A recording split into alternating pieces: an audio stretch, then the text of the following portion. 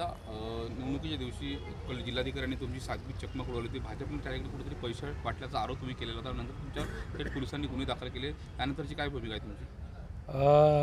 ज्या दिवशी 2 तारखेला मतदानाच्या दिवशी पंचायत समिती कार्यालय चांदूर रेल्वे हे उघडं असून तिथून भाजपचे जे उमेदवार आहेत त्यांचे पती बैजू मेटे आणि त्यांचे सर्व सहकारी त्यांचे 2 मुलं हे तिथून थार गाडीतून पैसे वाटप करत होते. मागील 2 तासापासून हा सर्व कृत्य सुरू होतं.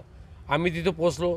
तिथं प्रथमदर्शनी आमच्या लोकांनी चित्रण केलेत, फोटो काढले आणि त्याचवेळी कलेक्टर साहेब माननीय चांदूर रेल्वेला त्यांचा बूथ निहाय दौरा होता.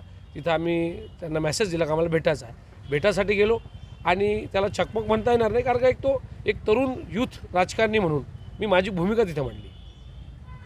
निश्चितच मला तर दुःख हे आहे की एक आय एस अधिकारी आणि तो यूथ आहे, तर आमच्या अपेक्षा यूथपासूनच आहेत.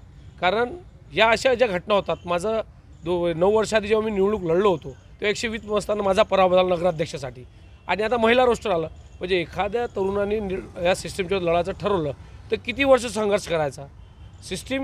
सिस्टीमला त्यांनी कुठंतरी कलेक्टर समोर आमच्या अपेक्षा होत्या की तात्काळ चौकशी करायला पाहिजे. 6 दिवसानंतर काल मला कळलं की माझ्यावर गुन्हा दाखल झाला. कबुली केल्याचा आरोप तुम्ही केलेला होता. असं असते की एका यूथ पॉलिटिशियन म्हणून माझ्याकडे ज्या गोष्टी होत्या त्या त्यांना मांडायच्या होत्या. कलेक्टर साहेब त्यावेळेस ऐकण्याच्या मानसिकतेत नव्हतं, म्हणून त्यावेळेसचा तो स्टँड असतो.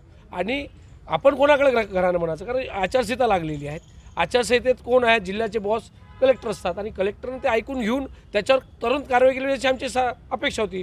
आज मोठ्या संख्येने वंचितचे सर्व पदाधिकारी आलेले आहेत, शिवसेनेचे पदाधिकारी आलेले आहेत, राष्ट्रवादीचे दोन्ही गटाचे पदाधिकारी आले आहेत. इथून आम्ही थेट आता कमिशनर साहेबांना गाठू आणि निश्चितच अशा जर तरुण राजकारणात दाबण्याचा प्रयत्न असेल मग चांगलं लोक राजकारणात येणार नाही ना.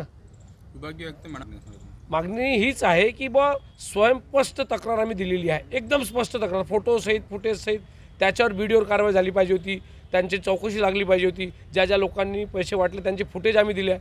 ती कोणती कारवाई न होता उलटा चोर कोतवाल को झाले.